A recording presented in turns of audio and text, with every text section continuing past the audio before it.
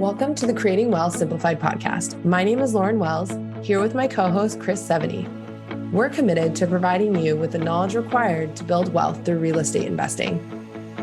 Tired of consuming content about real estate? Stuck in analysis paralysis? Ready to do your first deal? As a member of our community, you will learn how to go from consuming content to taking that first step into the world of real estate investing.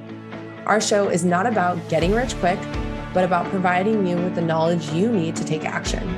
Join us as we speak with experienced investors who share action tips on how to escape the corporate world, start a thriving side hustle in the world of real estate, and go beyond your W-2 or 401k.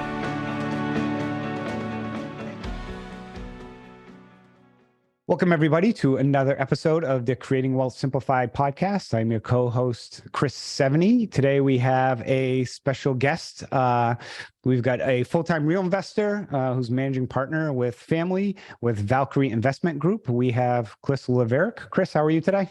I'm good. Thanks for having me. Appreciate it. Yep. So Chris is out of the Southwest, out of Phoenix. So you're probably getting a little better weather than I'm getting here in the Mid-Atlantic region and so forth. But Chris, why don't we just start off telling us a little bit about what you've got going on today? Sure. So today I run a 506c fund, accredited fund. Got a couple deals in there. We raised for multifamily and we do short-term rental offerings in there. And then I also teach short-term rentals. So if you don't want to be a passive investor, you want to go do it yourself, I actually have a course and a coaching program. That's cool. Really the gist of it. So before we roll back to how you got invested, I do have to ask this question. I love asking this question because I'm curious if your results are similar to mine. How many people, after taking your coaching program and buy one or two assets, turn around and basically just invest in your fund after the fact? After they learn how hard it is? Yes. Well, we just launched our program, so I don't have a lot of the data yet, but it's true. Like people, as soon as they see it's not all just rainbows and butterflies, they want the hands-off approach. So funny story is when I started, we do a lot of mortgage note investing and people would ask, where were you getting your investors? I'm like, from investors. I'd go find out who's taking the same class as me. We're all in the same webinar. And I'd reach out and I'm like, hey, if you ever not want to do this and just, partner with somebody and have them do all the work. And most people realize, like, if you've only got like $20,000 or $50,000, okay, I can go make 15%, but I'm going to make $3,000 to do how many hours of work where I can just give somebody this money and still make about the same? Like, let me think about that. That's a great idea, actually. So real estate, where, a little bit background, how you got in real estate. I know you're a former firefighter in the Air Force, went to ASU and so forth, but where did the passion for real estate come in? Yeah, for sure. It happened a lot. I was in an IT corporate career after I got out of the Air Force, about 12 years. I was an engineer, rose up in the ranks, dumped a lot of money into a 401k. And really that idea that setting yourself up with a retirement plan for me in 2018, literally in 2018, I remember they were actually tweaking with the fund rate, the Fed rate back then, and it caused a dip in the market, kind of like what's going on right now. And I remember looking at my 401k and like $10,000 was gone in a day. And I was kind of like, well, that sucks. Like, what happens? Is it really going to be there when I'm 67 or whatever? So that got the wheels turning. I was listening to Bigger Pockets back then. I had a 45-minute commute one way, so it was plenty of time. And went and bought my first duplex in North Carolina. That's really where I started. So I bought remote out of state was my first deal. And I partnered with a private lender on my first deal. So every deal I've done actually has never been just me. It's always been a partner of some kind. Okay. So you're pretty brave. First deal across the other coast, on the East Coast. Did you ever visit the property? You buy it sight unseen? What was that process like? So I've only visited it once, but it was long after I owned it, the original property. So my brother was 3-4 hours south of that. So I guess we were like, okay, if it hits the fan, he was by Fort Bragg, which is Fayetteville. We bought in Durham, so about 3 hours north. Okay. And do you still own that rental today or did you liquidate it? Sold the first one. Okay. The first one was really a stinker. 1940s, 2 duplexes, C-class housing, Section 8. So get somebody in there, have to evict them, and then spend 10 grand to rehab it. Yeah, pretty much. So, And this, I rarely buy duplexes and so forth, but anytime you hear a C-class rental and somebody says stinker, that's pretty much what happens. And, when you penciled it out though, when you're looking to buy it, how did the numbers look at that point in time? Back then we didn't know. We did not put enough money for renovations. I think we were doing like 50,000 renovations for 2 duplexes actually. Ended up being around 90,000. So we were off the mark by a bit. However, we did the BRRR approach, and as far as a BRRR, it was a solid deal. We got all our equity back out. So it was just so run down. I think that you could have put easily another 50,000 into it to make it a lot better. But it worked. We got our capital back. That was really our goal, is how do we scale this? How do we get our equity out? So that was the first deal. And what drove you to keep going? That sounds like you don't seem to be the type of person who would give up after the first try anyways, but what was your ambition to keep going? Was it, hey, lesson learned and I've picked up some experience from this and now I'm a little sharper and I'm starting to learn a little bit more about what I don't know? What was your mindset at that point in time? Right. So I think when you start, you're like, I'll do 1 or 2 deals and I'll be set. I'll quit my job. Because you just don't know. So when you do those duplexes with the BRRRRs, you're going to make like $100 a month, maybe cash flowing, especially if you pull all your equity out and you have a high loan leverage point. So from that, I was like, I got to do 10 more of these just to even like come close to scratching the surface. So we jumped back into the next one and figured we could do better on the next duplex. So we did another, So, quick question for you, because it popped in my head, because you've done a BRRRRs, I've done some BRRRRs. When I was doing them, interest rates were, one of my BRRRRs, I have a 2.5% interest rate on a 15-year loan that I started in 2013. So that one matures the same year my son starts college. So lo and behold, I will have another property paid off if I need to use that for college. But, I'm curious to your opinion. BRRRRs going forward, is it actually going to be something people can do and scale at 6%, 7% interest rates? I'm curious your thought on that. Not unless they get a really good deal or really find it off market, especially right now, because a lot of the sellers are just so positioned from the 2021 run that they really think prices should be a certain level. So sellers are going to have to come down a bit, but before interest rates could even come close to that kind of thing. And I tell people too, like the BRRRRs are good for a legacy wealth play, but they really don't, like nowadays, they don't really cash flow anyways. But even in like the olden days, I would argue that if you're pulling all the equity out, you really need a good deal for it to be cash flowing. Typically, the higher your mortgage is going to be, the more expense you're going to have. And then, is it really fulfilling what you're trying to do? If it's a legacy play, then but if it's and that's what we were. And for people who aren't familiar with the BRRRR, it's you buy, rehab, rent, and refinance and try and get all the money that you put into it back out. And ours, that was it. Ours was a legacy play that we knew we were going to hold. Originally, it was only cash flowing about like $20 a month, but somebody was paying all that principal down on it. Right. So that was okay. And now it cash flows about $300 a month. So if you hold it over time, of course, rents will go up. And as long as it's not in an HOA that have fees, if you got a fixed mortgage, rents will eventually go up, probably a little higher than your expenses on those. So, like I said, long-term hold, if you ask anybody, the longer you hold real estate, typically the better off you are. But so, you were doing some rentals and so forth. So what got you into the short-term rental game? Yeah, really, it was trying to have cash flow for my business originally. So I got into syndications and I got these longer term hold plays. And so we're waiting like 3 to 5 years for our cut, usually, because we're trying to value add an apartment, for example. Well, the first 2 to 3 years, you're spending all that 2 to 3 years either paying investors or making it stabilize, getting that property to be cash flowing. So typically the owners or the GPs or general partners are really not getting much till the end. So I couldn't run a business like that. So I needed an asset that cash flowed a little more, was more a cash flow play, not as much an appreciation play. And short-term rentals are that. You can do interest-only loans and 10-year interest-only loans and get a cash flowing asset that, you're not paying down the The debt. property as much and all that kind of stuff, but you got money for the business. Or and that's why I teach it too, because I'm like, well, it depends. If your goal is to get cash flow to scale, I think a short-term rental play is actually very efficient early on. Yep. Now, have you left your full-time job?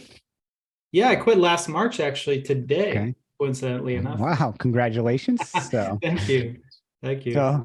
So on the short-term rentals, I love talking about this because short-term rentals are a little bit of at least a little bit heated debate on some of them. And, people love them, hate them, some people. And again, there's so many different aspects of short-term rentals. There's the people who will basically go rent an apartment in New York City and then try and sublease it as a short-term rental and arbitrage the rent.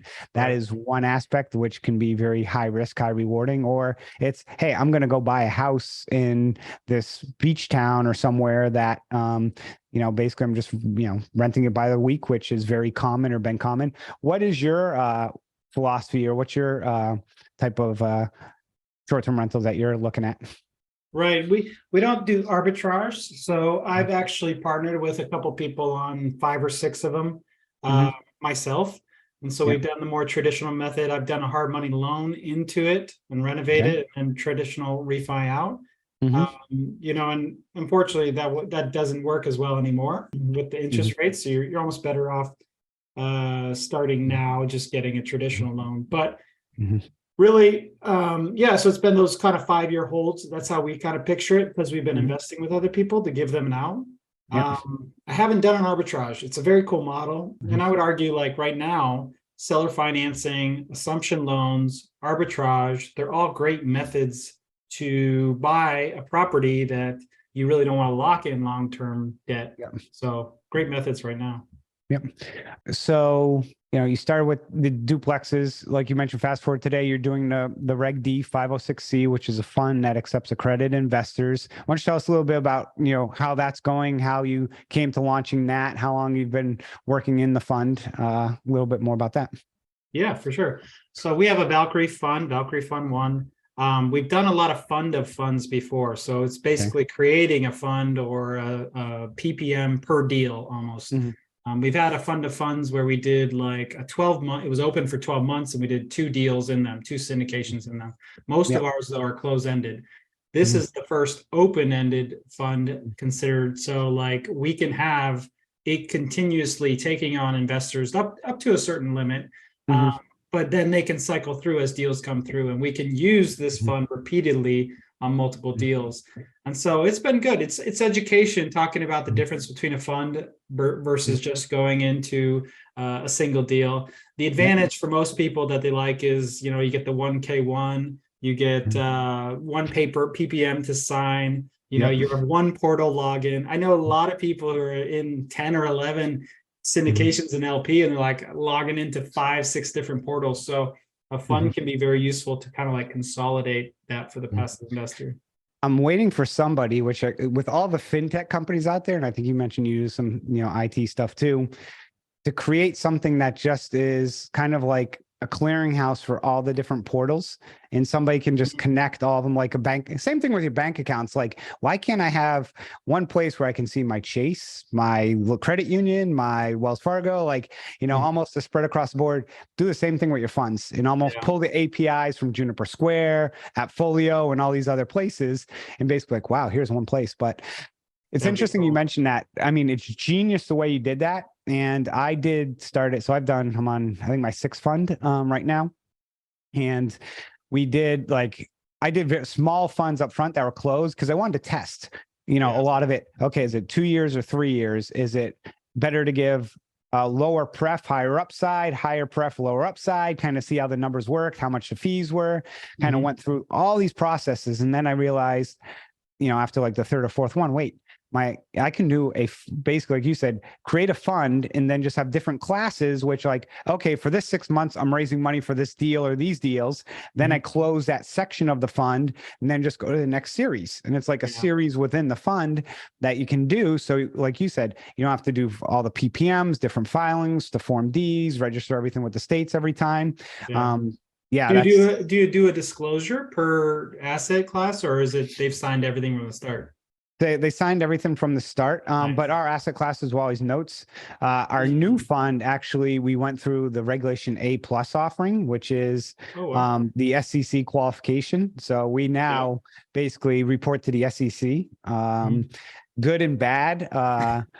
Well, I mean, the bad is it's just expensive. To get everything set up. The good is you can solicit to anybody, accredited, non-accredited, it doesn't matter. So, when you're looking at, your investor profile, okay, there's X amount of accredited investors in your network or area or region or whatever, we have them, and of course all the non-accredited investors we can have as well. Our minimum investment is only $2,500, so people can get in. And what we find a lot with that is people use that to test the waters and see how it goes, and then come back and reinvest. So we got a lot of reinvestors.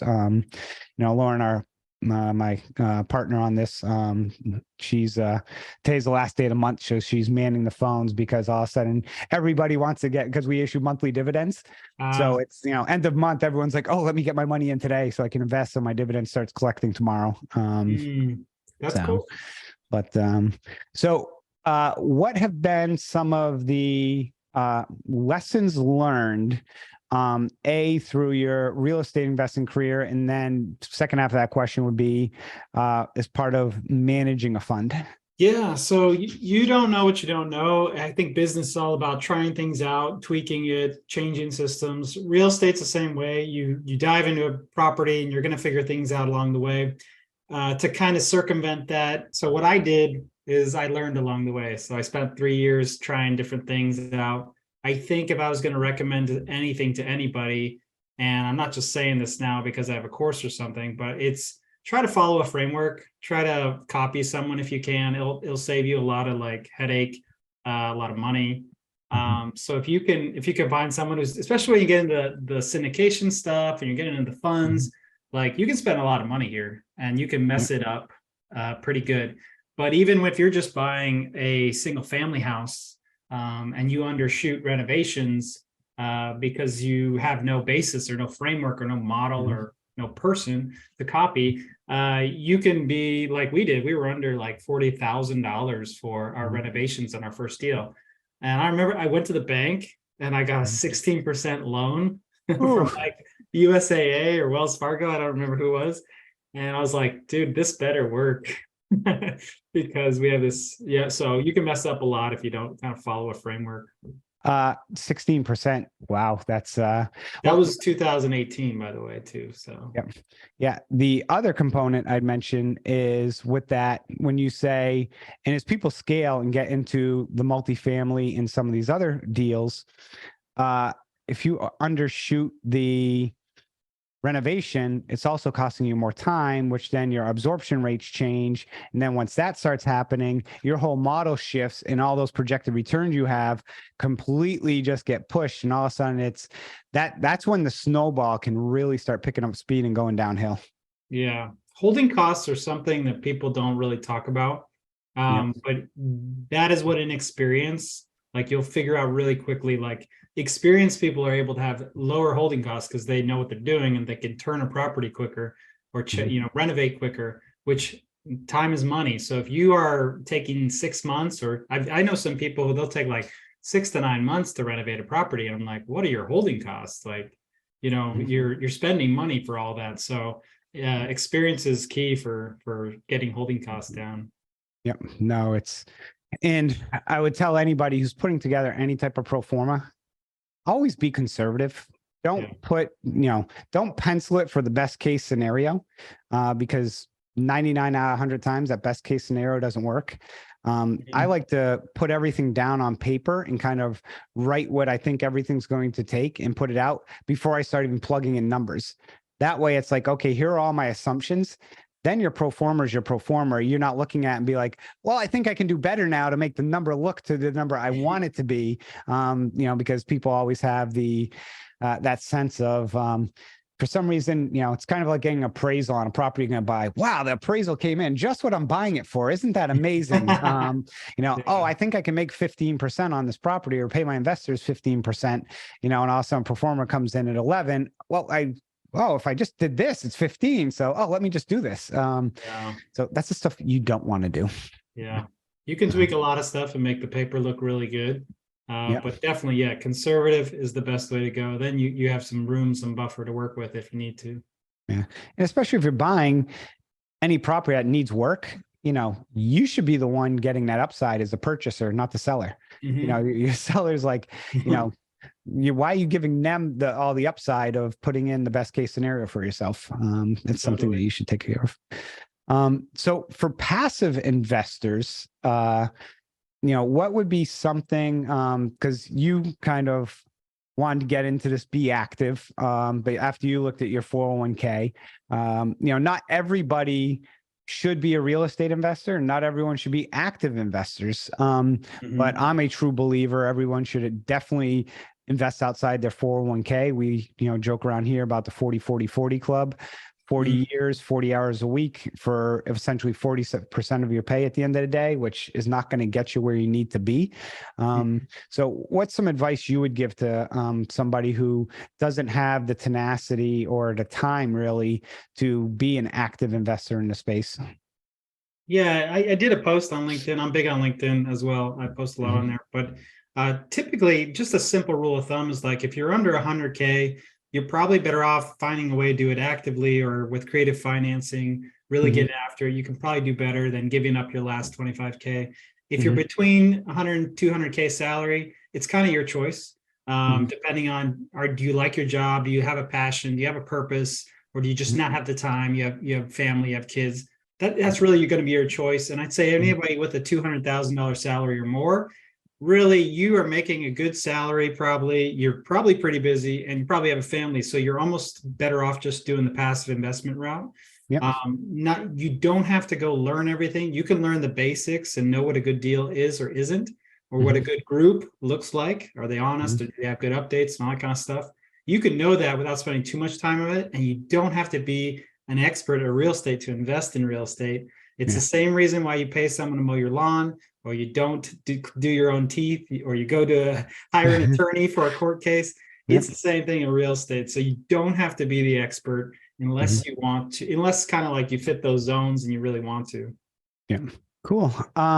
So as we wrap up, this episode, what would be some advice that you would be giving somebody just getting started, or giving back to yourself when you started 5 years ago or however many years ago it was? Yeah, I mean, the biggest thing people forget is like, have a goal with a timeline. So find a strategy, pick it. Don't get lost in the shiny. Find a strategy, pick it for 90 days, go after it. Whether the 90-day goal is just to learn about it or go do it, set your timeline, pick your strategy, copy someone or have a framework if you can. But that's what I see is the biggest mistake people do. They change their goals so much and they don't commit to anything. So get clear about your goal, commit to it, and take action. That's really the key. I would tell anybody. Me too. It took me 6 months to even start actually making offers. So I was just like, I would underwrite, but I wouldn't make any offers. So, I did the same thing. I'd been in real estate for 20 years at the time, and I learned about note investing, and I spent 6 months spending time how to do everything. I built this, crazy calculator to underwrite all the deals, and I'm underwriting all the deals, and I was too nervous to pull the trigger. And I'm like, my first trigger I pulled was basically, like a $20,000 investment, which, in real estate, that's not a lot of money. For me at the time, it's a lot of money, and 20 grand is a lot of money for people. But, I was also watching people spend $10,000, $15,000 on a course. And I'm like, well, if I can spend 20,000 and learn the hard way, and I knew I was going to lose everything, but okay, if I lost a few $1,000 on it, it's better, still great education. And I'm actually making money on those deals. So, before we let you go, Chris, why don't you tell us a little bit more about, you can tell a little bit more about the fund. Is it still open? What's kind of minimum in investment strategy? And then a little about training, and then people that you have, and then how people can reach out to you. Awesome. Yeah. So if you are interested in being a passive investor, we have a fund. We invest in short-term rentals. We're investing in a 160 unit portfolio. We're one of the partners on this deal, so you can invest in a portfolio throughout the United States. $50,000 minimum, 16% return. It's accredited only, so that's how I can talk about it on here. Yeah. But great for passive investors. If you want to be active, just reach out. I'm on LinkedIn. You can schedule a call, 15-minute call. We can talk either way, passive or active. I'm here to help. So yeah, that's how I would suggest to get going. Cool. And we will have Chris's contact information in the show notes for everybody to be able to reach out to him. So, Chris, Awesome. Thank you for being on this episode of Creating Wealth Simplified podcast. For all listeners out there, if you have not already, please make sure to like us and leave us a review at your favorite listening station. So, Chris, thanks for joining us today. Appreciate it. Take care.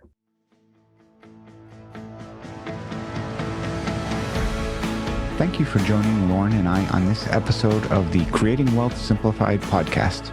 Each week, we bring you expert education, experience, and information in a digestible format to help you identify investment opportunities so you can build wealth through real estate and take action toward your financial goals. Enjoy the show, share with a friend, or subscribe to the show and leave us a review.